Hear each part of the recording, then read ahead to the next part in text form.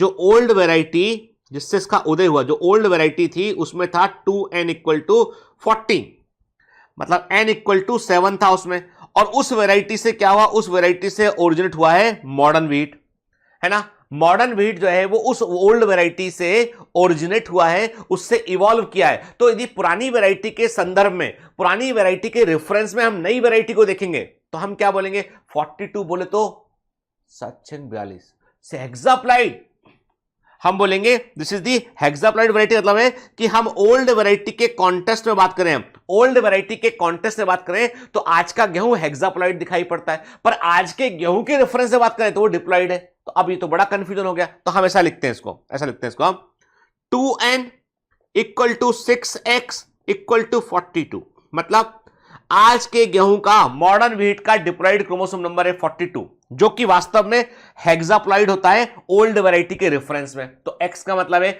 वो स्पीसीज या वो ऑर्गेनिज्म, वो बेसिक नंबर क्रोमोसोम जिससे कि जो है वो एक क्रॉप, मॉडर्न क्रॉप इवॉल्व हुई है।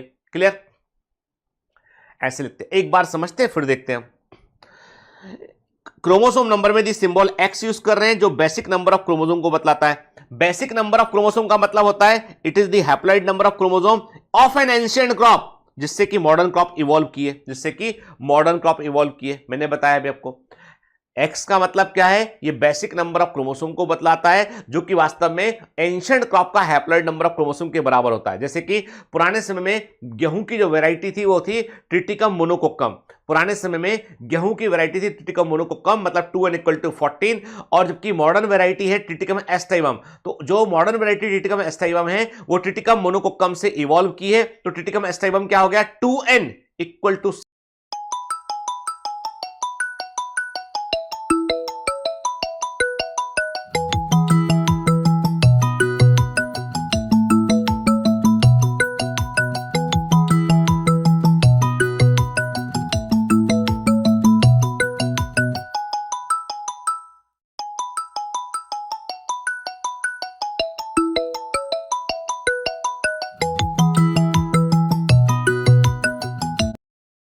इसमें 2n इक्वल टू 1260 होता है, 1262 होता है, वेरी करता है। दोनों आएगा तो क्या करेंगे, 1262 लगा देना बेटा, अधिक वाला नंबर। ठीक है, ठीक। फिर क्रोमेटिन का मतलब कलर्ड मटेरियल जिसको स्टेन कर सके। किससे स्टेन कर सके हम, बेसिक फ्यूजिन से, ऑर्सिन से, हिमेटोजाइलोन से, एसिटोकार्मिन से, जिम्सास्टिन से। याद है ना आपको, बेसिक फ्यूजिन, फ्यूजन रिएक्शन कहा था मैंने इसको। ठीक है, ये सब वो स्टेन है, स्टेन के नाम याद रखना है, इंपॉर्टेंट है बेटा ये। ठीक, देखो है ना, हमने ये हमने क्या देखा बेटा, हमने ये एक जो है वो न्यूक्लियस का हमने एक इमेज देखा बेटा। हमने क्या देखा, जो एनसीईआरटी में रखा है, पढ़ा हमने अच्छे से। ठीक है ना। तो हम क्या बात कर रहे हैं, हम अभी बात कर रहे हैं क्रोमेटिन मेटल की बात कर रहे हैं यहाँ पे हम। ठीक है, देखो क्या लिखा है, during interphase of cell cycle, cell cycle की इंटरफेज में क्रोमेटिन थ्रेड जो होते हैं वो जाल के रूप में प्रेजेंट होते हैं, इन्हें क्रोमेटिन रेटिकुलम कहते हैं हम। जब सेल माइटोसिस में जाती है, डिवीजन के लिए जाती है, तब क्रोमेटिन थ्रेड अपने आप को कॉइल करते हैं और छोटी रॉड के समान दिखाई पड़ते हैं, और इन रॉड लाइक स्ट्रक्चर को हम क्रोमोसोम कहते हैं। एक एक लाइन क्लियर है, एक एक लाइन एकदम क्लियर है, और समझाया हुआ है मैंने आपको कि धागे समान होते हैं, क्रोमेटिन थ्रेड होते हैं, ये जाल के रूप में दिखाई पड़ते हैं। जब कंडेंस होता है तो ये जाल क्या करता है, ये जाल के थ्रेड अलग अलग हो जाएंगे, कंडेंस होंगे, इसलिए कई सारे क्रोमोसोम बन जाते हैं। ठीक है ना। देखो आप, है ना, एक्चुअली में क्रोमेटिन फाइबर कैसे दिखाई पड़ते हैं, इस प्रकार के होते हैं क्रोमेटिन फाइबर। और जो आप देख रहे हो ना, ग्रीन कलर का गोला देख रहे हो आप, ये क्या है, ये है histone protein, this is the histone protein, ये है हिस्टोन प्रोटीन, और ये क्या है, ये है डीएनए मेन कंपोनेंट। ठीक है ना, और ये कंडेंस कर, ऐसे ऐसे कंडेंस होगा तो इससे क्रोमोसोम बनता है बेटा, देखिए आप। ठीक है, देखिए ना, यानी कैसे, है ना। तो मतलब यह है कि देखो DNA plus histone protein condense कर रहा है, और फाइनली क्रोमोसोम बन गया। इसमें नॉन हिस्टोन प्रोटीन भी इंपॉर्टेंट रोल प्ले करते हैं। ठीक है, देखिए यदि हम डीएनए मॉलिक्यूल की बात करें अपनी लाइफ में, तो हम कहते हैं कि हमारी हर एक सेल में 46 क्रोमोसोम है। हमारी सेल, ह्यूमन सेल की बात कर रहे हैं, और हर एक सेल में 2 मीटर के आसपास का डीएनए है। ठीक है, और हम कहते हैं कि जो है वो तकरीबन 3 बिलियन डीएनए के सब यूनिट है जो है वो, जो नाइट्रोजन बेस है वो 3 बिलियन के आसपास प्रेजेंट है टोटल, ठीक है। और 30,000 जीन जो है वो हमारी हर एक सेल के अंदर 30,000 जीन होते हैं। बहुत बड़ी संख्या है ये बहुत बड़ी संख्या है बेटा, ठीक है ना, क्योंकि हमारी बॉडी में ऐसी ट्रिलियंस ऑफ सेल है। अब कैसे पता चला, अब एक बड़ी मजेदार बात के एनसीईआरटी ने जिस चीज को मिस किया हुआ और जो बड़ा लीडिंग चीज है और जो समझना जरूरी है कि न्यूक्लियोसाइटोप्लाज्मिक कनेक्शंस को एस्टेब्लिश किसने किया, किस वैज्ञानिक ने पहली बार बताया, कौन सा ऐसा प्रयोग था जिससे मालूम चला कि न्यूक्लियस सेल की मॉर्फोलॉजी को कंट्रोल करता है, न्यूक्लियस सेल को कंट्रोल करता है। ये एक्सपेरिमेंट था हैमरलिंग का एक्सपेरिमेंट, ठीक है। भले ही एनसीईआरटी में नहीं है बेटा, पर बहुत इंपॉर्टेंट है कि मैंने कहा ना प्रीवियस ईयर में कई बार आए हुए क्वेश्चन में से एक है। दूसरा, इसके अलावा एक बात और ध्यान रखिए कि एनटीए ने अपने कई मॉक टेस्ट मार रखे हैं और उसके डेटाबेस में से कई क्वेश्चन शामिल किए हुए हैं। तो ये बिल्कुल दिमाग से निकाल दीजिए कि एनटीए किसी भी दिन फॉर्मेट को चेंज नहीं करेगा। नॉन ट्रस्ट एजेंसी नाम है पूरा उसका, कुछ भी कर सकता है। इसलिए हमको अपने पीवाईक्यू और एनसीईआरटी दोनों पे प्रॉपर कमांड हमारा होना चाहिए। वो सारे क्वेश्चन जो ट्रेडिशनली एग्जाम में पूछे आ रहे हैं, बार बार पूछे गए पहले, वो भी बनना चाहिए हमको, ठीक है। अब ये कई बच्चों को लगता है कि कंफर्ट जोन के लिए, अरे सर छोड़ो ना, नहीं बेटा, कॉम्पिटिटिव एग्जामिनेशन में आप कई चीजें जो ऐसी है जो आपको कम से कम 10 साल का पीवाईक्यू का स्पेक्ट्रम आपको कवर करना चाहिए, कम से कम, ठीक है। इसलिए आप देखो मार्केट में जो पीवाईक्यू की बुक मिलती है ना, प्रीवियस ईयर क्वेश्चंस की बुक मिलती है, सॉल्व पेपर मिलते हैं, वो 10-20 साल के मिलते हैं, 3 साल के नहीं मिलते, 5 साल के नहीं मिलते, 10-20 साल के मिलते हैं। उन्हें मालूम है जितनी एमसीक्यू बुक मार्केट में आती है सब 10-20 साल के क्वेश्चन कवर करती हो, क्योंकि उन्हें मालूम है कि यहां से क्वेश्चन आएगा, ठीक है। हैमरलिंग ने एक एल्गी ली, एल्गी का नाम है एसिटाबुलेरा। तो हैमरलिंग ने किस पर प्रयोग किया, एसिटाबुलेरा पर प्रयोग किया। पहला एमसीक्यू यही होता है, सबसे कॉमन एमसीक्यू, ठीक है। और एसिटाबुलेरा क्या होता है, it is the largest unicelled plant, याद रखिए, सबसे बड़ा यूनिसेल्ड प्लांट है ये, it is the largest unicelled plant, ठीक है। एसिटाबुलेरा ग्रीन एल्गी होती है, it is a green algae, ये एक ग्रीन एल्गी होती है, लार्जेस्ट यूनिसेल्ड प्लांट है, 10 सेंटीमीटर तक लंबी होती है ना, यूनिसेल्ड एल्गी है। इन्होंने क्या देखा, इन्होंने कहा कि इसमें इस एक ही सेल होती है सेल के अंदर, उसमें न्यूक्लियस जो है हमेशा उसके निचला हिस्सा जिसको राइजोइड होता है, रूट के समान निचला हिस्सा जो दिखाई पड़ता है, वहां पर न्यूक्लियस देखने मिलता है। तो इन्होंने एक प्रयोग किया और इस प्रयोग में उन्होंने क्या किया, न्यूक्लियस और साइटोप्लाज्म के बीच में कनेक्शन क्या है, न्यूक्लियस क्या प्रभाव डालता है सेल पर, ये उन्होंने स्टडी किया, ठीक है। देखो आप, this is the acetabular algae. और इसमें क्या होता है, इसमें होता है क्राउन, इस एल्गी में क्या होता है, एक होता है क्राउन, क्राउन, ये क्राउन होगा इसमें, ये इसमें क्राउन होगा, फिर इसमें इसका निचला हिस्सा होगा, ऐसा स्टंप होगा, और ये इसका राइजोइड वाला हिस्सा होगा, न्यूक्लियस यहां होता है, पूरी सिंगल सेल है ये, ठीक है। हमने कहा ये हो गया क्राउन, स्टॉक, राइजोइड, ठीक है, यूनिसेल्ड के ऐसी होती है ना। तो मतलब एक ही सेल है, उसमें एक ही न्यूक्लियस है बेटा, ठीक है। देखो ना, ये क्राउन, देखो क्राउन, स्टॉक एंड राइजोइड, ठीक है, यूनिसेल, ये यूनिसेल एल्गी है, बहुत सही सिंगल सेल है ये, ठीक है। हैमरलिंग ने क्या कंक्लूजन निकाला, अब किया क्या, पहली बात कंक्लूजन तो आगे, किया क्या इन्होंने, देखो इन्होंने एक ऐसी एसिटाबुलर एल्गी ली जिसका क्राउन था छतरी के समान, umbrella shape crown, umbrella shape crown, rhizoid, ठीक है। दूसरी एसिटाबुलर एल्गी ली इन्होंने जिसका क्राउन था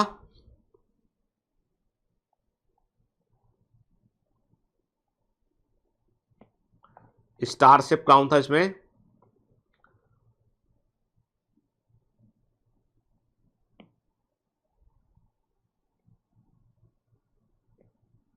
ठीक है। दो एसिटाबुलर की इन्होंने क्या किया, एसिटाबुलर एल्गी को लिया, ठीक है।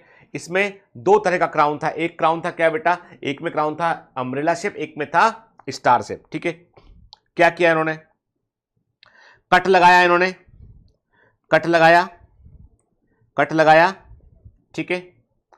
क्राउन को इन्होंने यहां पे लिख लेते हैं, हम कंफ्यूजन हाउस लिख लेते हैं यहां पे, हमने कहा ये था अम्ब्रेला शेप क्राउन और ये था स्टार शेप क्राउन, ठीक है। कट लगाया इन्होंने, यहां पे क्राउन को हटा दिया इन्होंने, कट लगाया, क्राउन को हटा दिया, काट के अलग कर दिया, क्राउन को इन्होंने हटा दिया, काट के अलग कर दिया इन्होंने इसको, ठीक है। फिर क्या किया, फिर कट लगाया, स्टॉक में यहां कट लगाया और इनको बदल दिया, इसको इसने इससे जोड़ दिया और इसको इससे जोड़ दिया, है ना। क्राउन तो काट के अलग कर दिया इन्होंने, अब कट लगा के स्टॉक को आपस में बदल दिया। क्या देखा इन्होंने, इन्होंने देखा कि हम एक काम करते हैं, समझने के लिए कलर चेंज कर, ज्यादा आसान रहेगा ये, है ना। हमने इसको, ठीक है, अब क्या देखा इन्होंने, इन्होंने देखा कि एक ऐसा बन गया, ये हम पहली वाली इसकी बात करें हम, तो क्या हो गया, ये ऐसा हो गया, ये राइजॉइड है और ये इसके ऊपर जो है वो स्टॉक आ गया इसका, ठीक है। दूसरा वाला क्या हुआ, दूसरे वाला क्या हुआ, हमने कहा ये इसका राइजॉइड है और ये इसके ऊपर स्टॉक जुड़ गया, हो गया ना बदलने में, ऐसे होगा ना बेटा, बदलने के बाद एक और 2 नंबर बन गया बदलने के बाद, है ना। क्या देखा उन्होंने, इन्होंने कहा यहां पर जो क्राउन बना वो बना अम्ब्रेला शेप, यहां पर जो बना वो बना स्टार शेप। मतलब क्राउन का शेप किसने डिसाइड किया, मतलब क्राउन का शेप किसने डिसाइड किया, न्यूक्लियस ने, राइजॉइड ने डिसाइड किया। राइजॉइड में क्या था, न्यूक्लियस, तो न्यूक्लियस के अनुसार, यानी जैसे मान लो जिसका अम्ब्रेला शेप क्राउन था उसके न्यूक्लियस ने अम्ब्रेला शेप क्राउन को ही प्रोड्यूस किया, जिसका स्टार शेप क्राउन था उसने स्टार शेप क्राउन को ही प्रोड्यूस किया। तो इन्होंने क्या किया, इन्होंने बताया कि हैमरलिंग ने कंक्लूजन निकाला कि एसिटाबुलेरा एल्गी जो होती है उसमें जो सेल के अंदर जो न्यूक्लियस होता है वो मॉर्फोलॉजी को कंट्रोल करता है। तो इन्होंने क्या दिया, इन्होंने एक स्टेटमेंट दिया, इन्होंने कहा nucleus is the physical basis of heredity, नाभिक वंशागति का भौतिक आधार है। मतलब जो भी वंशागति होती है, इनहेरिटेंस होता है, वो न्यूक्लियस के चलते होता है, न्यूक्लियस मॉर्फोलॉजी को कंट्रोल करता है, इन्होंने ये बताया। ठीक है, क्लियर, ठीक है बेटा, समझ में आई बात। क्या बोला मैंने आपसे कहा बेटा कि हैमरलिंग ने क्या बताया, हैमरलिंग ने बताया कि न्यूक्लियस मॉर्फोलॉजी को कंट्रोल करता है, यानी the nucleus is the physical base of heredity, ये हैमरलिंग ने बताया। और हैमरलिंग ने प्रयोग किस पे किया, एसिटाबुलेरा एल्गी पर उन्होंने प्रयोग किया अपना। ठीक है, क्लियर। चलिए अब यूक्रेटिक की बात करें हम, तो यूक्रेटिक के न्यूक्लियस में डेफिनेट नंबर ऑफ क्रोमोसोम होते हैं बेटा, और ये क्रोमोसोम डेफिनेट साइज और शेप के होते हैं। ठीक है, सबसे कम एनिमल में क्रोमोसोम देखने मिलते हैं आपको एस्केरिस मेगेलोसिफिला में, 2n=2। एस्केरिस मेगेलोसिफिला, इसमें एक वर्म होता है, इसके अंदर केवल 2 क्रोमोसोम होते हैं हर सेल में। और हाईएस्ट नंबर ऑफ क्रोमोसोम देखने मिलते हैं एक प्रोटोजोआ में, एलोकेंथा में देखने मिलते हैं, 2n=1600। ठीक है, कुछ क्रोमोसोम के नंबर आपको याद रखने हैं, सच बोल रहा हूं, याद रखने के, it is very very important. Genetics पढ़ेंगे ना आगे बेटा हम तो काम आएगा, it is very very important. कुछ नंबर आपको याद रखने, ड्रोसोफिला वेरी वेरी इंपॉर्टेंट के 2n=8, भूलना मत। ये ड्रोसोफिला का जिक्र बार बार आएगा बेटा, हम आगे पढ़ेंगे जेनेटिक्स ना, वहां बार बार जिक्र आएगा इसका।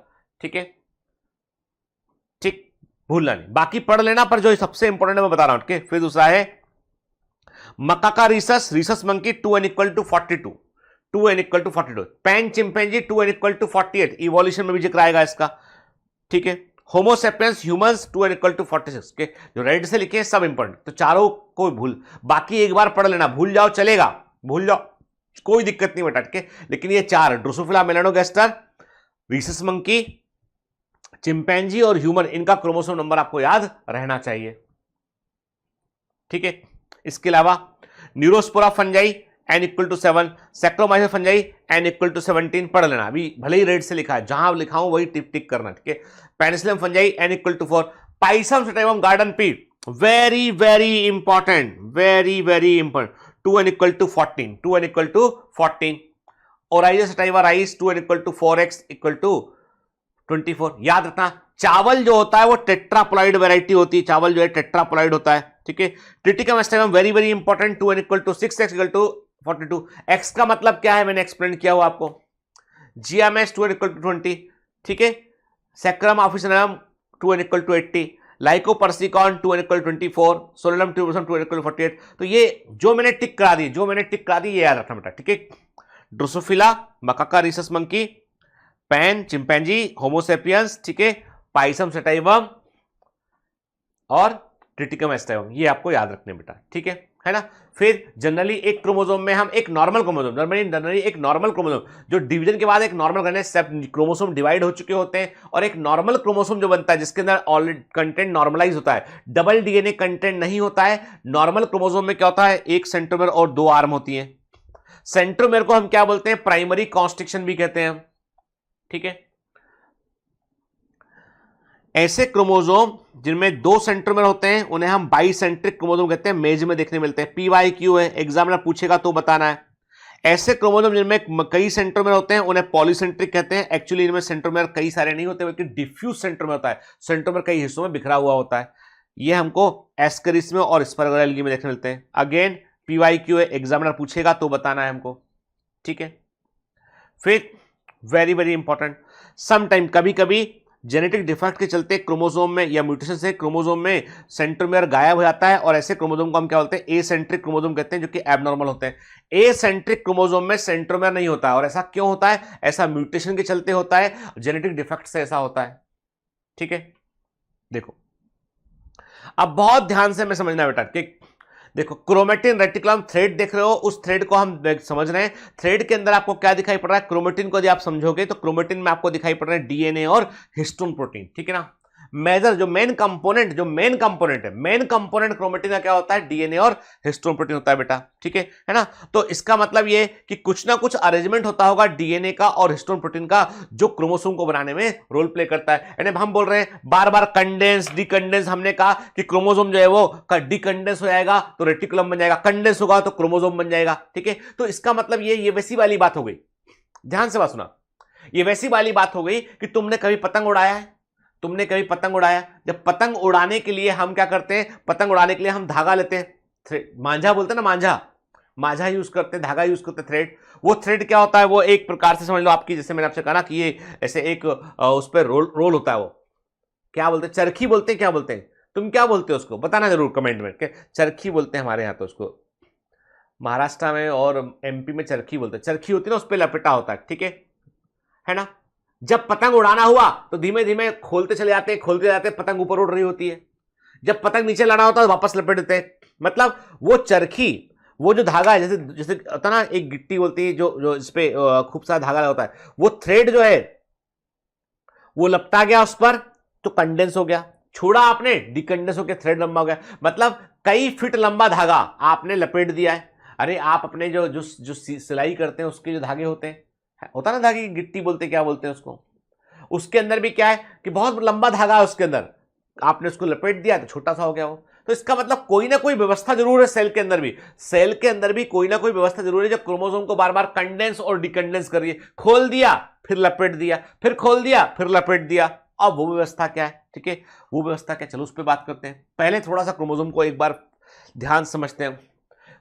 नॉर्मल क्रोमोसोम में एक सेंट्रोमेयर दो आर्म होती है, ठीक है। लेकिन जब एक क्रोमोसोम डिवाइड होने के लिए आता है ना, एक सेल जब डिवीजन में जाती है तो उसके अंदर क्या होता है, उसके अंदर डीएनए कंटेंट ऑलरेडी डबल हो चुका होता है। जब सेल ग्रो कर रही होती है इंटरफेज में, डीएनए कंटेंट डबल हो चुका होता है, क्योंकि सेल को डिवाइड करना है। मतलब सब सेल के अंदर जो नई बनने वाली सेल में उतना डीएनए कंटेंट होना चाहिए जिससे वो सेल अपना जीवन शुरू कर सके। तो डीएनए अपने आप को डबल करता है, डुप्लीकेट करता है, ठीक है।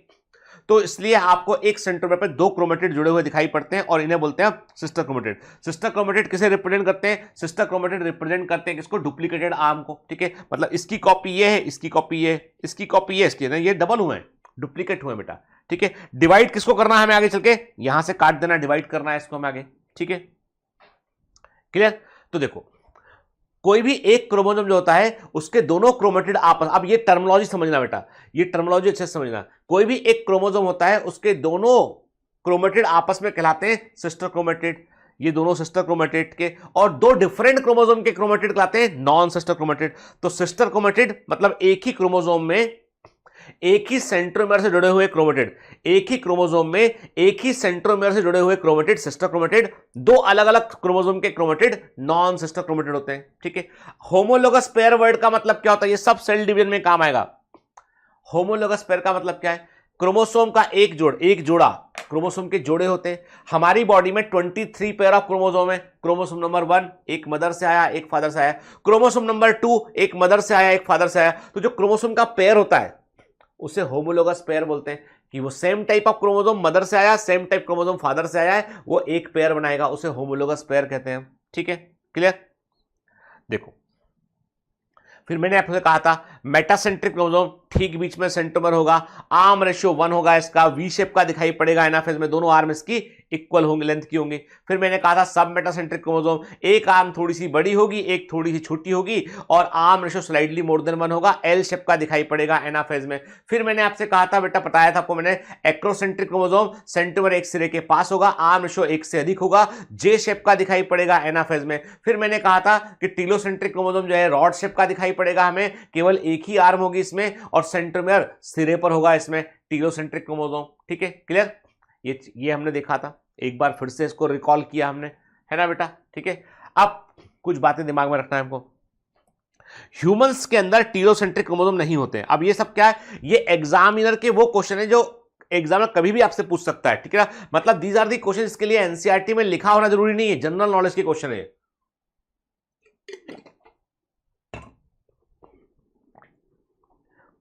एक्स क्रोमोसोम होता है सब मेटासेंट्रिक, इंपॉर्टेंट है। वाई क्रोमोसोम होता है एक्रोसेंट्रिक, इंपॉर्टेंट है। Most of the human chromosome सब मेटासेंट्रिक होते हैं। लॉन्गेस्ट क्रोमोसोम जो है वो ट्रिलियम प्लांट में देखने मिलता है, 30 माइक्रोमीटर लंबा होता है। सबसे छोटा क्रोमोसोम हमको फंजाई में देखने मिलता है, 0.25 माइक्रोमीटर का होता है। ठीक है, ह्यूमन क्रोमोसोम का एवरेज साइज होता है 5 माइक्रोमीटर। ड्रोसोफिला के क्रोमोसोम का एवरेज साइज होता है 3 माइक्रोमीटर। क्रोमोसोम की काउंटिंग करते हैं मेटाफेज में, क्रोमोसोम के शेप की स्टडी करते हैं एनाफेज में, और दोनों एक साथ करना हो तो मेटाफेज। ठीक, गलती मत करना, केवल शेप पूछेगा एनाफेज, केवल नंबर पूछेगा मेटाफेज, और यदि शेप और काउंटिंग दोनों एक साथ करना हो तो मेटाफेज आंसर लगाइएगा। ठीक है ना? पॉलीसेंट्रिक क्रोमोसोम एक्सक्रीस में होते हैं, व्हाइट ने बताया था। सेंट्रोमेरिक इंडेक्स का मतलब होता है length of short arm oblique length of chromosome के। सेंट्रोमेरिक इंडेक्स का मतलब होता है छोटी आर्म की लंबाई oblique length of chromosome. Chromatin word को दिया था फ्लेमिंग ने, एनसीईआरटी में भी लिखा है, इंपॉर्टेंट है बेटा। ठीक है, ठीक।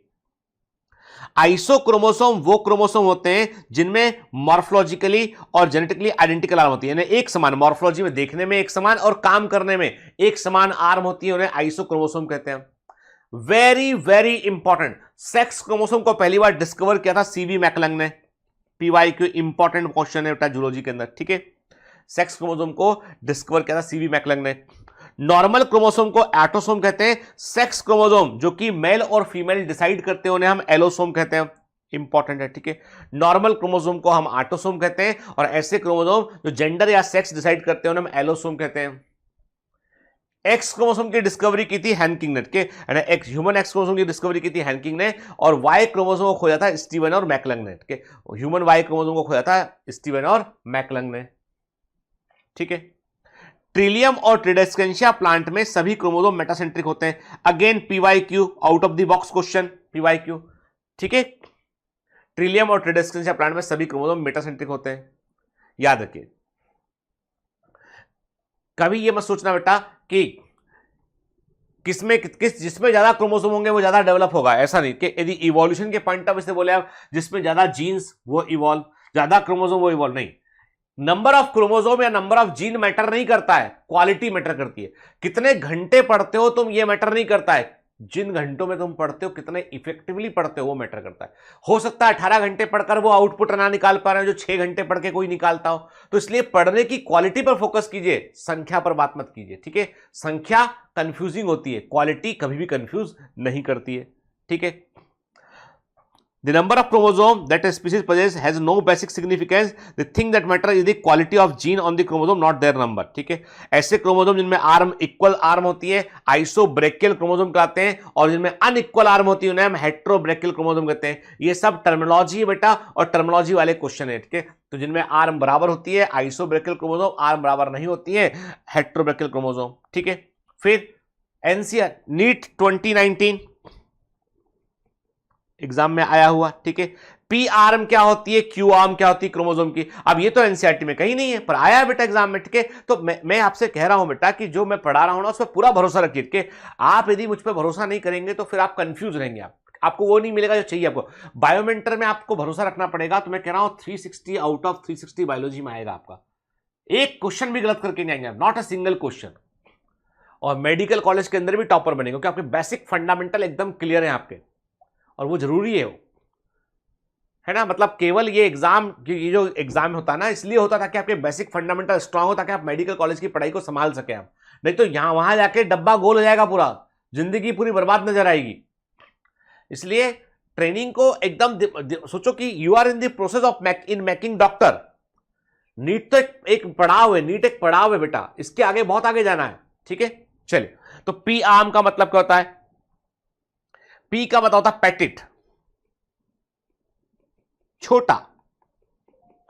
छोटी आर्म पी आर्म कहलाती है, बड़ी आर्म क्यू आर्म कहलाती है। याद रखना के बड़ी आर्म क्यू आर्म होती है, ठीक है। छोटी आर्म पी आर्म होती है। पी मतलब पैटिट, पैटिट मतलब छोटा, पैटिट मतलब छोटा होता है। क्लियर? ठीक है। अब मेटाफेजिक क्रोमोसोम मतलब मेटाफेज में क्रोमोसोम कैसा दिखाई पड़ता है? मेटाफेज वो स्टेज होती है, याद रखना, मेटाफेज वो स्टेज होती है जहां पे क्रोमोसोम सबसे अधिक कंडेंस होता है। मेटाफेज वो स्टेज होती है जहां पे क्रोमोसोम सबसे अधिक कंडेंस होता है बेटा। ठीक है। मेटाफेजिक क्रोमोसोम में 2 डीएनए होते हैं, क्योंकि ऐसा होता है सेंट्रोमियर, क्रोमेटिड, क्रोमेटिड, ठीक है, क्रोमेटिड, ठीक है, ऐसा। तो इसमें नॉर्मल क्रोमोसोम कैसा होता है? नॉर्मल क्रोमोसोम ऐसा होता है। चूंकि ये डीएनए को डबल कर चुका होता है डिवीजन के पहले, इसलिए वो ऐसा दिखाई पड़ता है। यहां पे क्या हुआ है? डीएनए का रेप्लिकेशन हुआ है, इसलिए क्रोमोसोम डबल हो चुका है ना बेटा? तो मेटाफेजिक क्रोमोसोम में 2 डबल डीएनए कंटेंट होता है, नॉर्मल क्रोमोसोम की तुलना में 2 डीएनए होते हैं। मेटाफेजिक क्रोमोसोम में 2 क्रोमेटिड होते हैं। क्रोमेटिड का मतलब होता है कि एक क्रोमोसोम का लॉन्गिट्यूडनल आधा भाग, लंबवत आधा भाग, ठीक है। 1 chromatid is the half longitudinal part of chromosome. एक क्रोमेटिड क्रोमोसोम का लंबवत आधा भाग, लंबवत आधा भाग होता है, ठीक है। जैसे ये एक क्रोमेटिड है, ठीक है, ये दूसरा क्रोमेटिड है, ठीक है बेटा, ठीक है। When chromosome are preparing to divide the DNA replicate itself into 2 strand called the chromatid. देखो साफ साफ लिखा के, जब नॉर्मल क्रोमोसोम यानी सेम क्रोमोसोम नॉर्मल कंडीशन में होगा तो एक ही क्रोमेटिड होगा उसमें, लेकिन जब अपने आप को सेल डिवाइड करने के लिए तैयार करती है तो डीएनए कंटेंट को डबल करती है, तो क्रोमेटिड डबल हो जाता है, ठीक है ना। और जुड़े होते हैं कहां पे? सेंट्रोमियर पे, ठीक है ना बेटा? ठीक है। सिस्टर क्रोमेटिड क्या होता है, नॉन सिस्टर क्रोमेटिड क्या होता है, ये हमने अच्छे से समझा हुआ है अभी, ठीक है बेटा, है ना।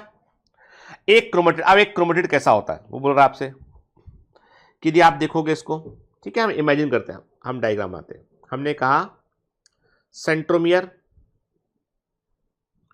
क्रोमेटिड, क्रोमेटिड, क्रोमेटिड, क्रोमेटिड, ठीक है। सेंट्रोमियर के अंदर ये है condensed DNA thread, condensed DNA thread, और ये दूसरा कंडेंस्ड। 2 थ्रेड दिखाई पड़ रहे हैं हमको, एकदम कंडेंस,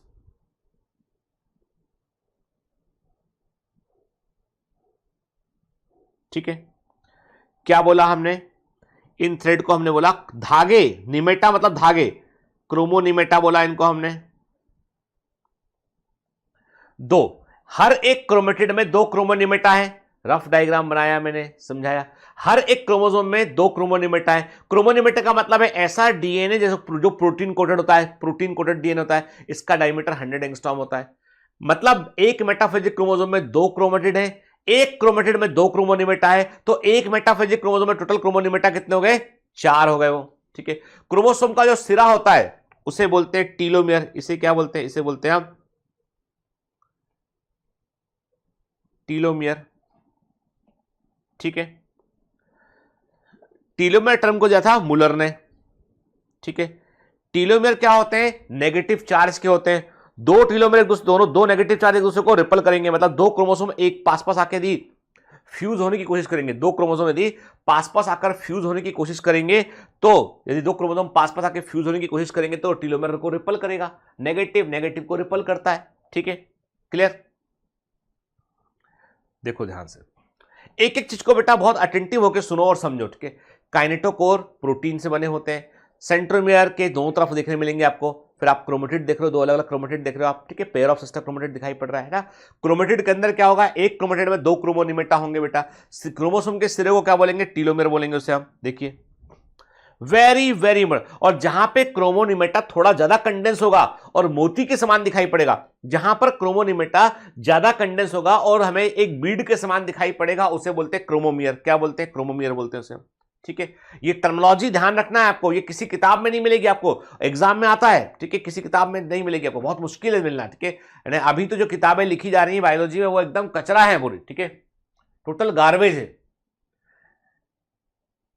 मतलब एनसीईआरटी ने जो कसर थी वो तो पूरी की ही है, और बाकी जो जो जो दूसरी किताबें उन्होंने और कसर खत्म कर दी। इसलिए फंडामेंटल एकदम क्लियर चाहिए कि क्रोमोनिमेटा क्या, क्रोमोमियर क्या। ठीक है ना बेटा? ठीक। फिर क्रोमोसोम में क्रोमोनिमेटा के साथ जो प्रोटीन से बना होता है उसे मैट्रिक्स कहते हैं। ठीक है, pellicle is not a membrane, it is a protein cover. ठीक है, दोनों क्रोमेटिड क्रोमोनिमेटा से जुड़े, दोनों क्रोमेटिड जो होते हैं वो दोनों क्रोमेटिड जो है सेंट्रोमेर से जुड़े होते हैं। क्रोमोनिमा वर्ड को दिया था जेडोवस्की ने, और इन्होंने कहा था ये डीएनए के फिलामेंट होते हैं जो प्रोटीन कोटेड होते हैं, क्रोमोसोम की लंबाई में होते हैं। मैट्रिक्स का मतलब होता है non genetic part of the chromosome जो प्रोटीन से बना होता है और पेलिकल नाम की एक प्रोटीन लेयर से घिरा होता है। टीलोमेयर क्रोमोसोम में पोलरिटी को शो करते हैं, PYQ है, मतलब ये क्रोमोसोम के सिरे होते हैं। सिरे मतलब पोलर एंड होते हैं, पोलरिटी को शो करते हैं। ठीक, इंपॉर्टेंट है। एंजाइम टीलोमरेज जो है आपको टीलोमेर पर देखने मिलता है। अब इंटरेस्टिंग बात है कि साइंटिस्ट कहते हैं कि बायोलॉजिकल क्लॉक, जो हमारी बायोलॉजिकल क्लॉक है, मजेदार बात है, जो हमारी उम्र है कि कितने साल हम जिंदा रहेंगे, कितनी साल में हम बूढ़े हो जाएंगे, कितने साल में हम कैसे दिखेंगे, सब कुछ लिखा हुआ है बायोलॉजिकल क्लॉक में। और ये बायोलॉजिकल क्लॉक हो ना हो टीलोमियर पे, साइंटिस्ट ने प्रयोग किया, मालूम चला कि टीलोमियर के पास जो डीएनए है ना, वो हमारी उम्र को, हमारी एजिंग को, सबको कंट्रोल कर रहा होता है। तो टीलोमेरिक डीएनए जो है it is very very important and it is the very hot matter of research. इस पर काफी सारे रिसर्च चल रहे हैं ऑलरेडी। ठीक है, एंजाइम टीलोमरेज जो होता है ये टीलोमेर में पाया जाता है क्रोमोसोम के, और ये एक नॉन प्रोटीन एंजाइम होता है, कैटालिटिक आरएनए होता है जो कि टीलोमेरिक डीएनए को बनाता है रिवर्स ट्रांसक्रिप्शन से। Very very important. ठीक है, मॉलिक्यूलर बेसिस ऑफ इनहेरिटेंस काम का है। जो टीलोमरेज है नॉन प्रोटीन एंजाइम है, जो एक प्रकार का उत्प्रेरकी कैटालिटिक आरएनए होता है जो टीलोमेरिक डीएनए को बनाता है रिवर्स ट्रांसक्रिप्शन का मतलब है डीएनए से आरएनए का बनना, ट्रांसक्रिप्शन का मतलब है डीएनए से आरएनए का बनना। अब उल्टा हो रहा है, आरएनए से डीएनए बन रहा है, रिवर्स ट्रांसक्रिप्शन। ठीक है, टीलोमेरिक डीएनए में ग्वानिन नाम का नाइट्रोजन बेस अधिक मात्रा में होता है। इस डीएनए में कई सीक्वेंस दोहराए गए होते हैं, रिपीटेटिव डीएनए होता है, याद रखिएगा मॉलिक्यूलर बेसिस ऑफ इनहेरिटेंस के लिए। ठीक है, पढ़ेंगे आगे। क्रोमोसोम में डीएनए और हिस्टोन का रेशियो लगभग 1:1 होता है, ये बात पहले भी की हुई है हम लोगों ने। ठीक है, सेंट्रोमेर की सरफेस पर आपको विशेष प्रोटीन की प्लेट दिखाई पड़ती है जिन्हें हम काइनेटोकोर कहते हैं, और काइनेटोकोर वे जगह होती है जहां पर स्पिंडल फाइबर आकर जुड़ते हैं, यहां पर स्पिंडल फाइबर आकर जुड़ते हैं। एक काइनेटोकोर में 4 से लेकर 40 तक, वेरी वेरी 4 से 40 तक स्पिंडल फाइबर आकर जुड़ सकते हैं, जो क्रोमोसोम को आपके सेंट्रोमेर को अपोजिट एंड पे खींचेंगे। इससे सेंट्रोमेर टूट जाएगा और क्रोमोसोम दोनों क्रोमेटिड अलग अलग हो जाएंगे। तो क्रोमोसोमल मूवमेंट में रोल प्ले करते हैं। काइनेटोकोर वे जगह होती है जहां पर स्पिंडल फाइबर सेल डिवीजन के समय आकर जुड़ते हैं। PYQ नीट में आया हुआ क्वेश्चन है। ठीक है, काइनेटोकोर वो जगह होती है, ठीक है, जहां पर सेंट्रोमेर से स्पिंडल फाइबर आकर जुड़ते हैं और ये सेल डिवीजन में रोल प्ले करता है। ठीक है, क्लियर? क्रोमोमियर क्या होता है? ये क्रोमोनिमेटा जब अधिक कंडेंस होकर बीड या मोती के समान दिखाई पड़ता है उसे क्रोमोमियर कहते हैं। एक स्पिंडल फाइबर कैसे बना होता है? ये बना होता है 4 से लेकर 4 to 20 माइक्रोट्यूब्यूल आपस में जुड़ते हैं, पॉलीमराइज करते हैं और एक लंबा थ्रेड बनता है, उसे बोलते हैं हम स्पिंडल फाइबर। तो स्पिंडल फाइबर बने होते हैं किससे बेटा? ये बने होते हैं माइक्रोट्यूब्यूल से। एक स्पिंडल फाइबर के अंदर जो है 95 से 97% ट्यूबुलिन प्रोटीन होता है और 3 to 5% आरएनए होता है। Very very important. एक स्पिंडल फाइबर जो है माइक्रोट्यूब्यूल से बना होता है, 4 से 20 माइक्रोट्यूब्यूल होते हैं और इस स्पिंडल फाइबर के अंदर 95 से 97% ट्यूबुलिन प्रोटीन और 3 से 5% होता है आरएनए। ठीक है, सेट क्रोमोसोम पढ़ा है ऑलरेडी। कई बातें मैं आपको बताऊं, लेक्चर में कई बातें मैं दोहराता भी हूं ताकि आपको चीजें याद रह जाए, आप भूले ना। ठीक है, आपका पूरा पर्पस होना चाहिए कि लेक्चर को बहुत ध्यान से देखें और लेक्चर के दौरान ही चीजों को हम याद कर लें बेटा। ठीक है, कुछ क्रोमोसोम में सेकेंडरी कॉन्स्टिट्यूशन देखने मिलता है।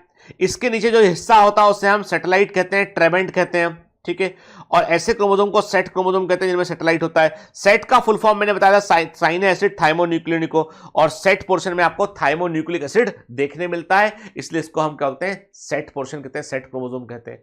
इंपॉर्टेंट है। इंपॉर्टेंट है, एनसीईआरटी में एक लाइन लिखी है, ये लाइनें पता होना चाहिए एग्जाम के पॉइंट ऑफ व्यू से, ठीक है, क्लियर। देखो आप है ना, नॉर का फुल फॉर्म क्या होता है, what is the full form of nor? Nor का फुल फॉर्म होता है न्यूक्लियर ऑर्गेनाइजर रीजन, नॉर का फुल फॉर्म होता है न्यूक्लियर ऑर्गेनाइजर रीजन, ठीक है, क्लियर, ठीक है। क्या देखा बेटा हमने, नॉर का full form nuclear organizer region, ठीक है। चलिए अब ये तो देखा हमने क्रोमोसोम क्या होता है, अब क्रोमोसोम से थोड़ा आगे बात करते हैं। अब हम समझते हैं कि what is the meaning of term karyotype. Karyology is the study of nucleus, ठीक है। तो हम बात करते हैं कि कैरियोटाइप क्या होता है। अच्छा, कैरियोटाइप के बारे में जानने से पहले मैं आपसे एक क्वेश्चन करना चाहूंगा, क्या आप आंसर देंगे उसका? पक्का? चलो ठीक है। मैंने आपसे कहा कि मेरे पास जो है वो 3 सेल है मेरे पास, ठीक है, 3 सेल है मेरे पास, और इन सेल में जो है वो हमको ढूंढना है कि कौन सी सेल जो है वो ह्यूमन सेल है। हमें नहीं मालूम, देख के सेल को आप नहीं कह सकते ये, ठीक है।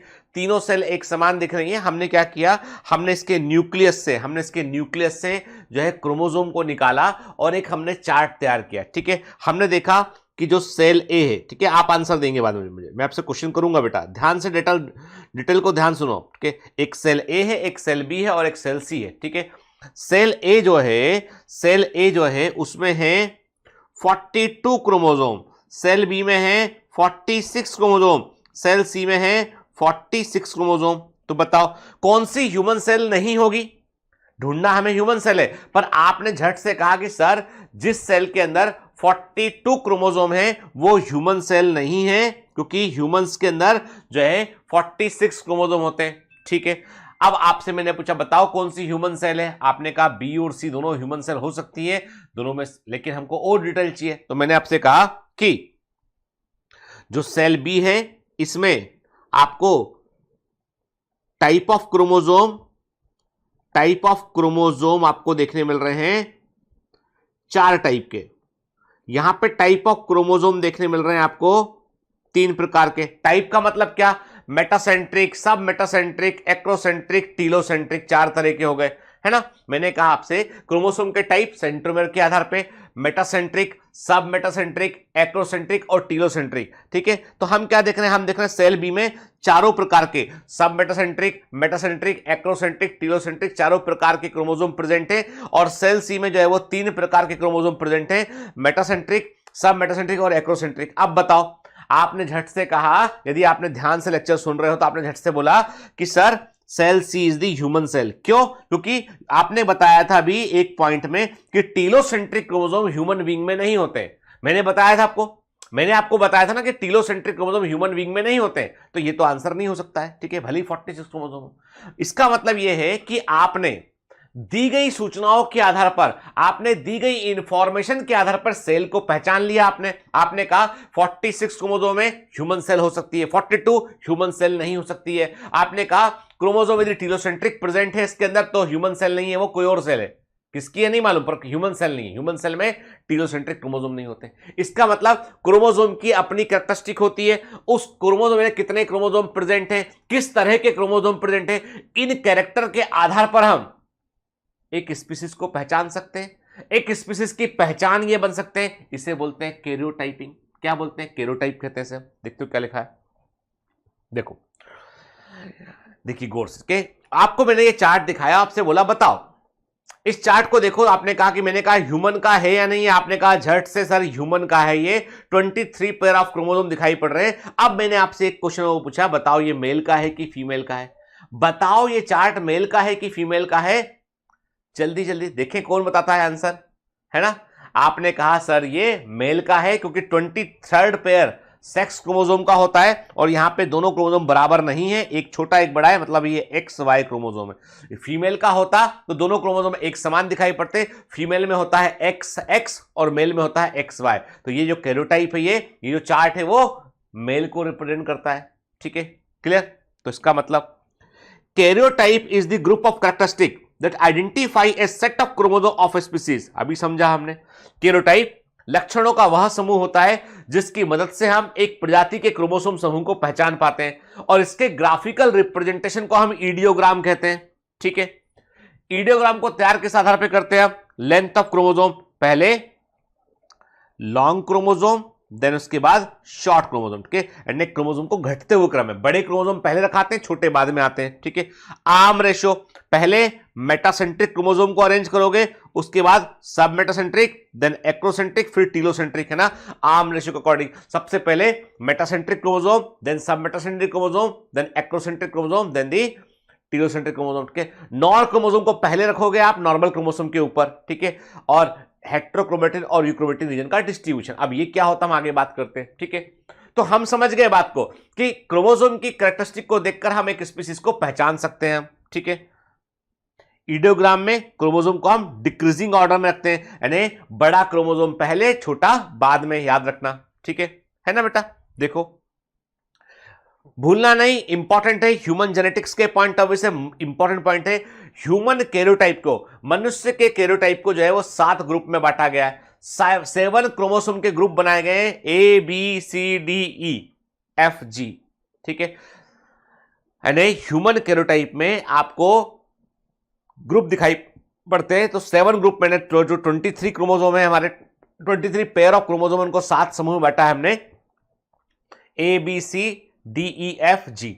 सबसे बड़ा ग्रुप होता है सी, सबसे बड़ा ग्रुप होता है सी, ठीक है, याद रखना बेटा, ठीक है ना। और एक्स क्रोमोसोम ग्रुप सी में आता है, वाई क्रोमोसोम जो होता है ग्रुप जी में आता है, वाई क्रोमोसोम ग्रुप जी में आता है, एक्स क्रोमोसोम ग्रुप सी में आता है, ठीक है, क्लियर।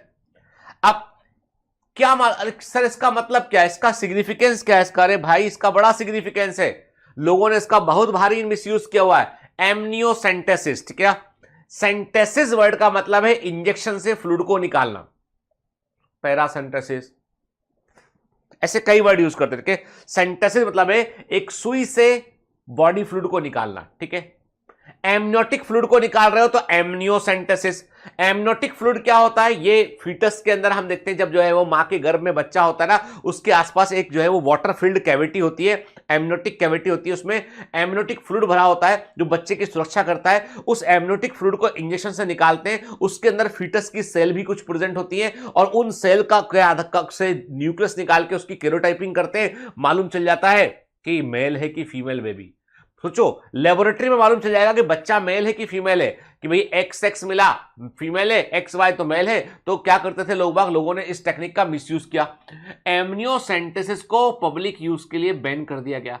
जब तक बहुत जरूरी ना हो मेडिकल इंस्टीट्यूशन इसका यूज नहीं करते हैं, क्योंकि लोगों ने क्या किया, इस टेक्निक का मिसयूज करके जो है वो फीमेल फीटस को गर्भ में ही मार दिया, लड़कियों को गर्भ में ही मार दिया। फीमेल इन्फॉन्टिसाइड का बड़ा कारण बनी मेथड, इससे मालूम चल जाता था कि मेल है कि फीमेल है, ठीक है। और आज भी समाज में जो है वो हमारे भारत जैसे देश में आज भी लड़कियों को मैं देखता हूं, मेरे पास तो बहुत सारी फीमेल कमांडो लड़कियां पढ़ती है, ठीक है, गर्ल्स कमांडो मेरे पास बड़ी संख्या में है। तो मैं देखता हूं, और लड़कियां बता रहा हूं, लड़कियां बहुत सेंसिटिव और बहुत ही, मैं कहता हूं कि एम्बिशियस है, बहुत सेंसिटिव बहुत है। पर प्रॉब्लम क्या है, प्रॉब्लम है कि उनके एम्बिशन को लोग समझते नहीं है, उनके जो है वो उनको मौके कम मिलते हैं। मैं हमेशा कहता हूं हर गर्ल कमांडो को कहता हूं, बेटा लड़कों को तो बहुत मौके मिल जाएंगे पर लड़कियों को ज्यादा मौके नहीं मिलते, तो मौका मत खो अपनी जिंदगी का, अपनी जिंदगी को बदलने का जो मौका हाथ में ना मत खोना, नहीं तो क्या होगा, अपने आस पड़ोस में जाके मोहल्ले में देखना, हाउस वाइफ बनके 90% महिलाएं हाउस वाइफ बनके घर का काम कर रही हैं, उनको जो इंपॉर्टेंट काम कर रही है उसके लिए सैलरी भरना पड़े ना उनके हस्बैंड को, हाउस वाइफ के जो जो काम कर रही है ना, यदि उनके पति को उसकी सैलरी देना पड़े ना किसी बाहर वाले आदमी को, तो मालूम चल जाएगा कि क्या सिग्निफिकेंस है। प्रेम का तो कोई मूल्य नहीं है, काम की बात कर रहा हूं सिर्फ मैं तो। लेकिन क्या है कि हमारे यहाँ टेकन फॉर ग्रांटेड लेते हैं, है ना, कोई वैल्यू नहीं करता उसकी, परिवार में कोई बड़ी चीज में राय भी नहीं ली जाती, तो बड़ा खराब सा माहौल है। और स्पेशली मैं देखता हूँ कि जो सेंट्रल इंडिया के जो इंटीरियर इलाके हैं वहां पे तो और बड़ी बुरी कंडीशन है। मतलब माँ बीमार है तो खाना कौन बनाएगा, बहन खाना बनाएगी, बेटी खाना बनाएगी, बेटा नहीं बनाएगा, बेटी खाना बनाएगी। मतलब सब घरों में ऐसा नहीं है पर मोस्टली ऐसा होता है। तो मैं वही कहता हूँ कि फीमेल इन्फेंटिसाइड का बड़ा, लोगों ने इसमें इस मेथड का बड़ा मिसयूज किया और फीमेल इन्फेंटिसाइड कराया, ठीक है। तो इसमें क्या करें, यहां पे भी कैरोटाइपिंग काम आ रहा है, देखो आप, ठीक है ना। Chorionic villi sampling, this is another method की कोरियोनिक बिलाई जो होता है उस सेल को निकाल लेते हैं। कोरियोनिक बिलाई क्या होता है बेटा, प्लासेंटा की सेल होती है, जो प्लासेंटा होता है ना, प्लासेंटा जिससे कि फीटस जुड़ा होता है मदर बॉडी से, ठीक है। सेल निकालते हैं, उसकी कैरोटाइपिंग करते हैं और उससे मालूम चल जाता है कि मेल है कि फीमेल है, ठीक है, क्लियर। अब एक वर्ड आता है हेट्रोपिक्नोसिस, इसका मतलब क्या होता है, what is the meaning of heteropycnosis, ठीक है। अब ये क्या है, ये कई बेसिक फंडामेंटल है जो मिसिंग एकदम, है ना, उनके बारे में जिक्र ही नहीं किया गया किताब के अंदर। किस किताब की बात कर रहा हूं मैं, एनसीईआरटी की बात कर रहा हूं। लेकिन कभी आप आईसीएसई बोर्ड की बुक देखेंगे ना, आप आईसीएसई वाले बोर्ड की बुक देखेंगे, आईबी बोर्ड की किताब देखेंगे, तो आप देखेंगे अरे क्या फैंटास्टिक किताब है। मेरा बेटा जो है वो आईसीएसई बोर्ड में, उसकी जब मैं बायोलॉजी की किताब देखता हूं लगता है कि यार तो 11 to 12 की किताब ऐसी होना चाहिए, NCERT should be like that. इतना बढ़िया बुक लिखा है, इतना बढ़िया, कोई पॉइंट को स्किप नहीं किया है। मैं कहता हूं उस किताब को कोई पढ़ ले फोड़ देगा वो, चाहे वो फिजिक्स की चाहे केमिस्ट्री की। ICSE board books are fantastic, लेकिन क्या है, पढ़ाए कौन उनको? उसे पढ़ाने के लिए आपको बहुत फंडामेंटल क्लैरिटी चाहिए, और वो फंडामेंटल क्लैरिटी जो है, सरकार का फोकस केवल नंबर बढ़ाने में है, क्वालिटी बढ़ाने में नहीं है। गवर्नमेंट का फोकस सिर्फ डिग्री बांटने में है, उन डिग्रियों से क्या क्वालिटी जरूरी है, क्या रोजगार जनरेट हो रहे हैं, कोई नहीं देख रहा उसकी तरफ। खैर छोड़ते हैं। अभी मैं बात करता हूं आपसे कि जब भी कभी आप सोचो, फॉर एग्जाम्पल मैंने कहा ये क्रोमेटिन रेटिकुलम क्रोमेटिन थ्रेड है, मान लो, फिर मैंने कहा, फिर से बना दिया इसको मैंने क्रोमेटिन थ्रेड, ठीक है ना। अब जब मैं इसको कंडेंस करके क्रोमोसोम में कन्वर्ट कर रहा हूं, ध्यान से बात करना, जब मैं कंडेंस करके क्रोमोसोम में कनेक्ट कर रहा हूं, जब मैं इसको कंडेंस कर रहा हूं, क्रोमोसोम में कन्वर्ट कर रहा हूं, यहां कंडेंस हो गया, ये मान लो मैंने कहा कि ये हिस्सा, मान लो मैंने कहा ये हिस्सा कंडेंस हो गया, ठीक है। ये हिस्सा मैंने कहा, ये वाला हिस्सा, फिर से मैंने आपसे कहा कि ये भी हिस्सा जो है वो कंडेंस हो गया, ठीक है। मैंने कहा ये हिस्सा भी कंडेंस हो गया। मान लो हमने कहा क्या देखा, मैंने कहा कि हाँ मोर कंडेंस मोर कंडेंस मोर कंडेंस, देख रहे हैं ये हिस्से कंडेंस हो चुके हैं, है ना। तो जब मैं यदि इसको रंग करूं, मैं इसको ऊपर स्टनिंग लगाऊं, तो जहां ज्यादा कंडेंस है वो ज्यादा गहरे रंग का हो जाएगा। ज्यादा कंडेंस है मतलब मोर डीएनए है तो मोर कलर लेगा वो। लेस कंडेंस है, लेस डीएनए है तो कम कलर लेगा। मोर कंडेंस है, मोर डीएनए, मोर कलर लेगा। लेस कंडेंस है, लेस डीएनए, लेस कलर लेगा। तो मतलब इसको रंगने पे गहरे रंग का, हल्के रंग का, गहरे रंग का, हल्के रंग का, गहरे रंग का, हल्के रंग का बन जाएगा। Light colour staining, dark colour staining, light colour staining, dark colour staining, light colour staining, dark colour staining. Light colour staining euchromatin, dark colour staining heterochromatin, light colour staining euchromatin, dark colour staining heterochromatin, light colour staining euchromatin, dark colour staining heterochromatin. Euchromatin less condense, heterochromatin more condense, euchromatin less condense, heterochromatin more condense, है ना। तो इस प्रकार से differential staining जो होती है, जब देखो पूरा कंडेंस हो, जब ये पूरा कंडेंस कर दिया तो सब एक बराबर हो जाएगा, ये तो एक समान हो गया, अब नहीं कुछ अंतर नहीं है। लेकिन जब कंडेंस हो रहा होता है प्रोफेज में, सेल डिवीजन में पहली स्टेज होती है प्रोफेज। प्रोफेज में क्रोमोसोम कंडेंस होना शुरू करता है, तब जो है गहरे रंग की स्टैनिंग, हल्के रंग की स्टैनिंग, गहरे रंग की स्टैनिंग, हल्के रंग की स्टैनिंग हमको देखने मिलती है। तो गहरे रंग की स्टैनिंग को हेट्रोक्रोमेटिन बोलते हैं, हल्के रंग की को यूक्रोमेटिन बोलते हैं, और ये जो फिनोमिना है डिफरेंशियल स्टैनिंग के, उसे हेट्रोपिक्नोसिस बोलते हैं, है ना। आसान, कुछ भी नहीं, ठीक है। देखो क्या लिखा हुआ है एनसीईआरटी में। अब इसकी गांठ रुमाल की जो है वो नॉट कौन खोलेगा, अब वो भारती खोलेगी, और वो जाने उसका काम जाने, अपन तो ऐसे एक और लगा के पॉकेट में रख लेते हैं, ठीक है। तो अभी सुनो बात, जानते हो ना भारती कौन है, जानते हो नहीं जानते हो? हर व्यक्ति की जिंदगी में एक बॉस होता है। इस पूरे ऑफिस का बॉस मैं हूं, ठीक है, मतलब biometrics, I am the boss in biometrics, क्या।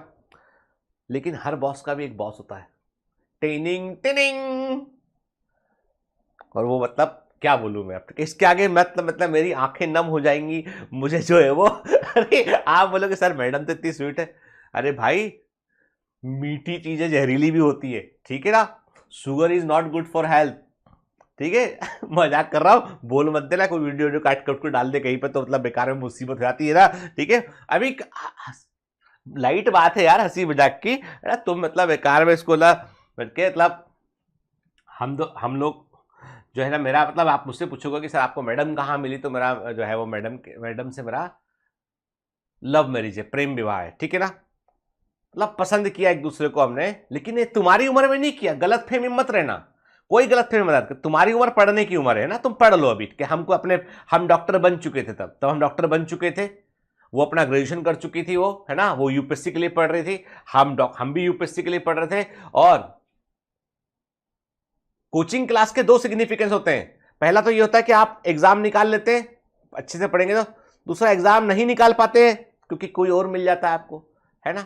तो खैर छोड़ो, अब ज्यादा डिटेल में नहीं आता मैं, लेकिन ये है कि भैया सही उम्र पे सही काम करो तो सही कहलाता है। सही काम को गलत उम्र में करोगे तो गलत कहलाएगा। सही काम गलत उम्र गलत, सही काम सही उम्र सही कहलाएगा, समझ गए। गलत काम हर जगह गलत ही कहलाएगा, ठीक है। चलो आते हैं लौट के। तो हेटेरोपिग्नोसिस का मतलब क्या बताया मैंने आपको, ठीक है। जब क्रोमोसोम प्रोफेस के क्रोमोसोम को हम स्टैनिंग करते हैं एसिडोकार्बिन से या बेसिक फ्यूजन से, तो वो डिफरेंशियल स्टैनिंग देता है। दो प्रकार के रीजन दिखाई पड़ते हैं, हेटेरोक्रोमेटिन और यूक्रोमेटिन, ठीक है। देखो डार्क कलर का जो रीजन है वो हेटेरोक्रोमेटिन है, लाइट कलर का क्या है बेटा, यूक्रोमेटिन है। लाइट कलर का यूक्रोमेटिन, डार्क कलर का हेटेरोक्रोमेटिन है, ठीक है। देखो अंतर देख लेते हैं इसमें हम डिफरेंस को नोट कर लेते हैं, ठीक है। Thin uncoiled extended chromatin fibre, पतले uncoiled extended chromatin fibre euchromatin में होते हैं। Thick coiled condense chromatin fibre heterochromatin में होते हैं। यूक्रोमेटिन में बल्क ऑफ क्रोमेटिन होता है, हेटेरोक्रोमेटिन में केवल फ्रैक्शन क्रोमेटिन का देखा जाता है, एक छोटा सा। यूक्रोमेटिन में मोस्ट ऑफ द न्यूक्लियस को ये ऑक्युपाई करता है। हेटेरोक्रोमेटिन केवल किनारे पर देखने मिलता है आपको, कुछ कम स्थानों पर न्यूक्लियर एमिना के पास। यूक्रोमेटिन लाइट स्टेनिंग का होता है और हेटेरोक्रोमेटिन डीप या डार्क स्टेनिंग का होता है। यूक्रोमेटिन में चूंकि कंडेंसेशन कम होता है, जब कंडेंसेशन कम होगा तो आप डीएनए अपना काम कर पाएगा, ठीक है। जैसे कि मैं बताऊं आपको कहां, ठीक है। फॉर एग्जांपल मैं आपको बताता हूं, चलिए एक छोटा सा एग्जांपल लेते हैं यहां पे हम, फिर से एग्जांपल लेते हैं यहां पे हम, ठीक है। हमारे पास जो है वो एक सपोज, ठीक है, हमारे पास क्या है, एक पेपर में लेता हूं एक मिनट, ठीक है। मेरे पास जो है वो एक पेपर है, ये किस चीज की शीट है ये, चलो देखते हैं। देखो अब ये जो लिखा है इसमें, सुनो बात के, ये पूरा ओपन है, आप लिखा हुआ पढ़ पा रहे हैं, इसमें लिखा हुआ देख पा रहे हैं, आपकी लेटर लिखा है कुछ, ठीक है ना, है ना। अब मैं मान लो इसको कंडेंस कर दूं, इसको मैं बताओ क्या लिखा है। अरे सर कैसे पढ़ पाएंगे, नहीं लिखा। चलो डिकंडेंस किया मैंने इसको, बताओ क्या लिखा, पढ़ पा रहे, अब नहीं पढ़ पा रहे। तो कहने का मतलब ये मोर कंडेंस पार्ट नहीं पढ़ पाएगा, डीएनए की इंफॉर्मेशन को रिसीव नहीं कर पाओगे आप, आरएनए कॉपी नहीं कर पाएगा। लेस कंडेंस पार्ट कॉपी कर पाएगा उठ के। तो यूक्रोमेटिन क्या होता है, जेनेटिकली एक्टिव होता है और हेटेरोक्रोमेटिन इनएक्टिव होता है। यूक्रोमेटिन सबसे पहले अपने आप को डुप्लीकेट करता है सेल डिवीजन में, अर्ली रेप्लिकेटिंग होता है। हेटेरोक्रोमेटिन जो कि टाइटली कंडेंस होता है और इसको अपने आप को डुप्लीकेट करने के लिए, रेप्लिकेट करने के लिए पहले ढीला होना पड़ेगा, तो टाइम लगेगा इसमें। रेप्लिकेट होता है, रेप्लिकेटिंग का मतलब डीएनए अपने आप को डबल करता है, उसे रेप्लिकेटिंग कहते हैं। जो लेस कंडेंस पार्ट है तुरंत से वो अपने आप को डबल कर लेगा, कॉपी कर लेगा अपनी वो, और मोर कंडेंस पार्ट पहले लूज होगा, उसके बाद कॉपी कर पाएगा, ठीक है। तो इस प्रकार जो डिफरेंशियल स्टेनिंग देखने मिलती है उसे क्या बोलते हैं हम, हेटेरोपिग्नोसिस। मतलब यूक्रोमेटिन और हेटेरोक्रोमेटिन का दिखना स्टेनिंग के बाद हेटेरोपिग्नोसिस कहलाता है, ठीक है। और ये टर्म यूक्रोमेटिन और हेटेरोक्रोमेटिन को दिया था इमाइल हर्ट्ज ने, ठीक है।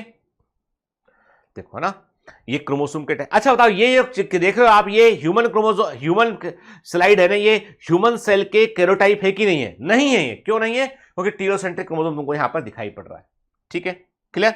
फिर काइनेटोकोर क्या होते हैं, फिर से रिवाइज करा रहा हूं। सेंट्रोमेयर पर प्रोटीन की प्लेटें होती है, इस पर स्पिंडल फाइबर आकर जुड़ते हैं, काइनेटोकोर कहते हैं। क्रोमेटिड क्या होता है, डिवाइड करने वाली सेल में जो क्रोमोसोम डुप्लीकेटेड होते हैं ऑलरेडी, उनके लॉन्गिट्यूडनल हाफ क्रोमोसोम, लंबवत आधे क्रोमोसोम को हम क्रोमेटिड कहते हैं। एक क्रोमेटिड में कितने क्रोमोनिमेटा होते हैं, 2 क्रोमोनिमेटा होते हैं। और एक मेटाफेजिक क्रोमोसोम में 4 क्रोमोनिमेटा होते हैं। मेटाफेजिक क्रोमोसोम के सिरे को क्या बोलते हैं हम, टीलोमेयर कहते हैं, ठीक है ना।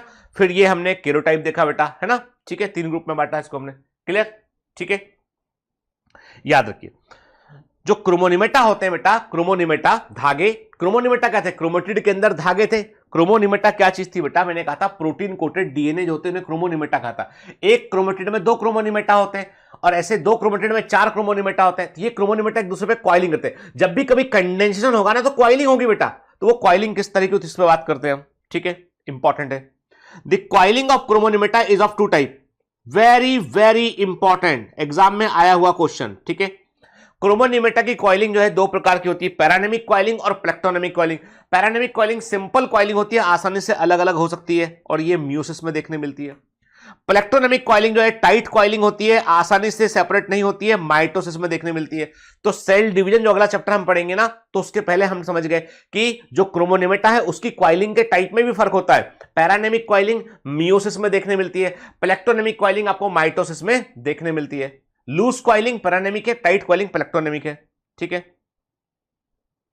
फिर एक मेथड होती है फ्लो साइटोमेट्री। अब बताओ कि ये भी एनसीईआरटी में है, ओल्ड एनसीईआरटी, ये ओल्ड की भी ओल्ड एनसीईआरटी। एक एनसीईआरटी अभी आई है, एक एनसीईआरटी जो है वो ऐसी है न्यू एनसीईआरटी, डिलीटेड एनसीईआरटी, कटे हुए सेक्शन वाली एनसीईआरटी। एक इसके पहले वाली एनसीईआरटी है कंप्लीट एनसीईआरटी, और उसके पहले भी एक एनसीईआरटी थी, उसमें कई बड़े बहुत फैंटास्टिक बुक थी वो। 2007 के पहले जो एनसीईआरटी आई थी ना, मतलब मैंने उतनी बेहतर किताब आज तक बायोलॉजी की नहीं देखी। पता नहीं सरकार को क्या हुआ, उसको पूरा बदल दिया किताब को। 3 साल किताब चली सिर्फ वो, 3 इयर्स।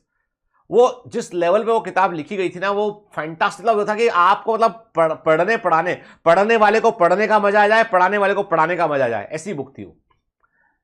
लेकिन स्कूल के टीचर्स ने बहुत विरोध किया उसका कि नहीं बन रही साहब, नहीं बन रही, नहीं समझ में आ रही हमारे, तो सरकार को वापस लेना पड़ा फैसला। ठीक है, फिर ये वाली आंसर, लेकिन ये भी अच्छी एनसीईआरटी थी। उसके बाद उन्होंने कहा कि न्यू एजुकेशन पॉलिसी मतलब काट दो, काट दो। अलग सब क्या काट दे, अरे जिधर मन पड़े उधर काट दो, टिश्यू काट दो, सीधा ऑर्गन शुरू कर दो। क्यों? पढ़ना पड़ेगा टिश्यू, उसको पता भी नहीं चलेगा और पढ़ना भी पड़ेगा, तो मतलब खतरनाक वाला काम है। तो अभी अपन उसमें उलझते नहीं है अभी, अपनी क्योंकि बुराई करने बैठेंगे तो फिर लंबी चौड़ी बुराई चलती रहेगी। अभी आते हैं हम काम की मुद्दे पे कि फ्लो साइटोमेट्री एक टेक्निक होती है जिसका उपयोग हम कैरोटाइप बनाने के लिए करते हैं। ठीक है, याद रखिएगा, बस टेक्निक का नाम है ना, ये कॉमन एमसीक्यू बेटा याद रखिएगा। ठीक है, पीवाईक्यू है। ह्यूमन क्रोमोसोम नंबर 13, 14, 15, 20, 22 जो होते हैं वो सेट क्रोमोसोम होता है। ये भी पीवाईक्यू के ह्यूमंस में सेट क्रोमोसोम कौन से होते हैं बेटा? 13, 14, 15, 20, 22 सेट क्रोमोसोम होते हैं। ठीक है, जो क्रोमोसोम नंबर 13, 14, 15, 20, 22 सेट क्रोमोसोम होते हैं। ठीक है, यदि हम क्रोमोसोम के केमिकल कंपोजिशन को देखें तो पाते हैं इसमें डीएनए होगा, आरएनए होगा, प्रोटीन होगा इसमें। ठीक है, जनरली 35 से 40% डीएनए होता है, 55 से 65% प्रोटीन होता है, 1 से 4% आरएनए होता है। ये आरएनए क्या होता है? ये इसका इंटीग्रल पार्ट नहीं होता है, ट्रांसक्रिप्टेड आरएनए होता है जो डीएनए पर कॉपी करने आया होता है। ठीक है, प्रोटीन जो होते हैं 55 से 65% प्रोटीन होते हैं, जो हिस्टोन और नॉन हिस्टोन प्रोटीन दो प्रकार के होते हैं। ठीक है, कैल्शियम आयन और मैग्नीशियम आयन जो है मेनली क्रोमोसोम में पाए जाते हैं और ये क्रोमोसोम के स्ट्रक्चर को बनाए रखने में रोल प्ले करते हैं। जो आरएनए यूकैरियोटिक क्रोमोसोम में होता है वो बेसिकली इसका इंटीग्रल पार्ट नहीं होता, ये ट्रांसक्रिप्टेड आरएनए होता है। ऐसा आरएनए जो डीएनए की सूचना लेने आया होता है, डीएनए के टेम्पलेट बना होता है। सो क्रोमोसोम मेनली डीएनए और प्रोटीन से बने होते हैं। प्रोटीन क्रोमोसोम के जो है दो प्रकार के होते हैं, वेरी वेरी इंपॉर्टेंट। क्रोमोसोम के स्ट्रक्चर को बनाए रखने में रोल प्ले करते हैं।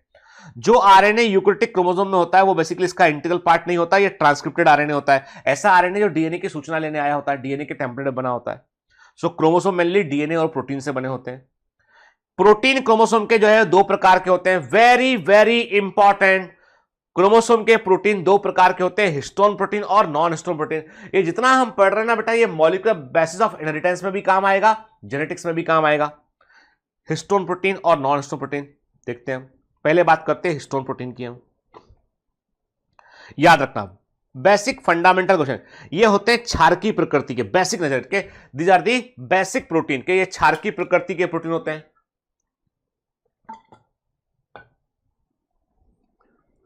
लो मॉलिक्यूलर वेट के होते हैं।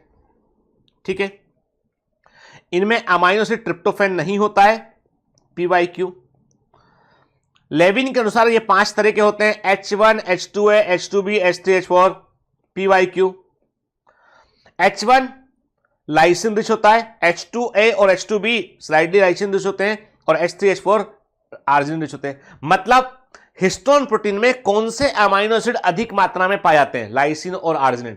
और यही एमिनो एसिड इसको बेसिक नेचर, क्षारकीय प्रकृति प्रोवाइड करते हैं। याद रखना, भूलना नहीं। ठीक है, अब ये रटना मत, मैं बता रहा हूं आपको जानकारी के लिए कि भाई आपको सिर्फ इतना याद रखना, सबसे भारी हिस्टोन कौन सा है और हल्का कौन सा, ये याद रखना। ये रटने की जरूरत नहीं है कितने अमीनो एसिड है इसके अंदर, कितना मॉलिक्यूलर वेट है, ये टेबल में दिखा रहा हूं आपको, पर रटना मत इसको। Don't try to memorise it. इतना याद रखो कि सबसे भारी हिस्टोन प्रोटीन होता है H1 is the heaviest, it is the heaviest histone, and H4 is the lightest one. ठीक है, सबसे हल्का हिस्टोन प्रोटीन कौन सा है? H4 है। सबसे भारी हिस्टोन प्रोटीन कौन सा? H1 है। ये भर याद रखना।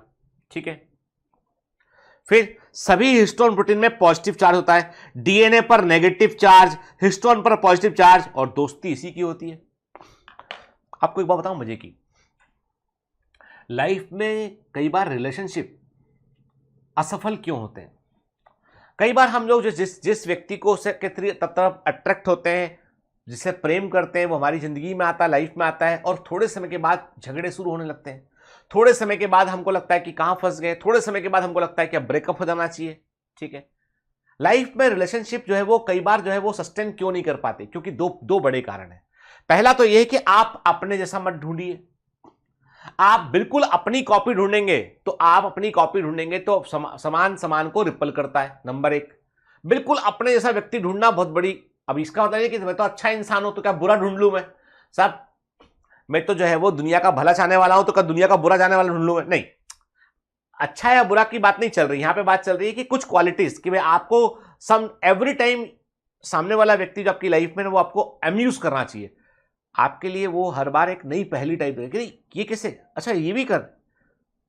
वो चीजें जो अपोजिट्स अट्रैक्ट, जो अपोजिट होते हैं वो एक दूसरे को अट्रैक्ट करते हैं। हम क्या करते हैं? पहली गलती, हम अपने जैसा ढूंढते हैं। दूसरी गलती, यदि हमने अपोजिट ढूंढ भी लिया है तो धीमे धीमे उसको अपने अनुसार ढालते हैं।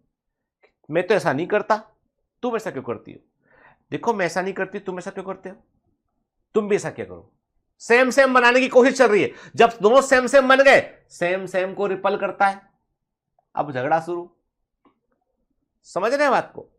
तो ये सब बातें भविष्य के लिए बता रहा हूं, अभी मत इंप्लीमेंट करना कि अभी सर कहां निकल गए पढ़ते पढ़ते लेक्चर बंद करके। कल निकल गए कहां? कल सर ने कहा था अपोजिट ढूंढो। मम्मी जा रहा हूं अभी 15 मिनट में आता हूं। कल कहा अपोजिट ढूंढने जा रहा हूं। मम्मी मारेगी, तुमको तो मारेगी, 4 बातें मुझे भी कोसेगी कि क्या सिखा रहे हो सर। ठीक है, तो अभी नहीं, बाद के लिए बता रहा हूं। जीवन के लेसन है बेटा, ये पता होना चाहिए कि तो समान को रिपल करता है, प्लस माइनस अट्रैक्ट करता है। मैं आज भी सच बोल रहा हूं, आज भी मैं देखता हूं कि मैं जैसे मैं भारती की बात करता हूं तो मैं देखता हूं कि वो कुछ ऐसा करती है या मैं कुछ ऐसा करता हूं जो उस आज भी पहली सब आ रही, ये कैसे कर दिया। और वो जो है ना, मतलब मैं टचवुड, सी नेवर ट्राइड मी कि मैं बदल जाऊं और उसके जैसा हो जाऊं, और मैंने भी ऐसा नहीं किया। हम दोनों में बहुत सारे शुरू में हम लोग दुश्मन थे एक दूसरे के, बात ही नहीं करते थे एक दूसरे का मजाक उड़ाया करते शुरू में। कभी बताऊंगा बाद में कभी कहानी, ठीक है। फिर कैसे जो है वो प्लस माइनस एक साथ हुआ, उस पर भी बात कर। अभी मेरी बात सुनो, अभी अपने मुद्दे पर लटकाते हैं कि हिस्टोन प्रोटीन पॉजिटिव चार्ज का कहानी सुना दो बस इनको बस कहानी सुननी है। पढ़ने का मतलब जो है वो 2 घंटा कैसे निकल रहा है कि सर बस कहानी सुनाओ ना यार। सर बोल गया आप तो इतना कंटेंट हो गया, आप कैसे याद करेंगे? नहीं, ठीक है, कहानी सुननी सब, ठीक है, सब जानता हूं बेटा, ठीक है। तो अभी सुनो, हिस्टोन प्रोटीन पॉजिटिव चार्ज, ठीक है, DNA negative charge due to phosphate, ठीक है। तो अब ये जो बना, इसीलिए डीएनए के कंडेंसेशन में why histone protein is required. Histone protein की जरूरत क्यों है? क्योंकि ये प्लस चार्ज है, वो माइनस चार्ज है, प्लस माइनस अट्रैक्ट करता है, वो अट्रैक्ट करता है, तो उसे जो है वो रैप कर लेता है अपने चारों तरफ, ठीक है, कंडेंस करता है। तो हम कहते हैं कि डीएनए पर जो है क्या होता है बेटा, डीएनए पर होता है ये नेगेटिव चार्ज, हिस्टोन पे पॉजिटिव चार्ज, तो कंडेंसेशन में हेल्प करता है हिस्टोन प्रोटीन। अब कंडेंस करेगा मतलब जेनेटिक एक्टिविटी को सप्रेस करेगा, कंडेंस करेगा तो इन्फॉर्मेशन बाहर नहीं जा पाएगी, कंप्रेस हो गया डीएनए, ठीक है। नॉन हिस्टोन प्रोटीन की बात करते हैं, 5 तरह का होता है, एसिडिक होते हैं प्रोटीन, ये A1 A2 B C D, बस याद रटना मत, याद रखना एक बात के। इस पर नेगेटिव चार्ज होता है, अब ये डीएनए को ओपन करता है, इस पर नेगेटिव चार्ज होता है, ये डिकंडेंसेशन करता है। मतलब जेनेटिक एक्टिविटी को बढ़ाने के लिए, जेनेटिक एक्टिविटी को एक्सेलरेट करने के लिए non histone protein role play करते हैं, ठीक है ना।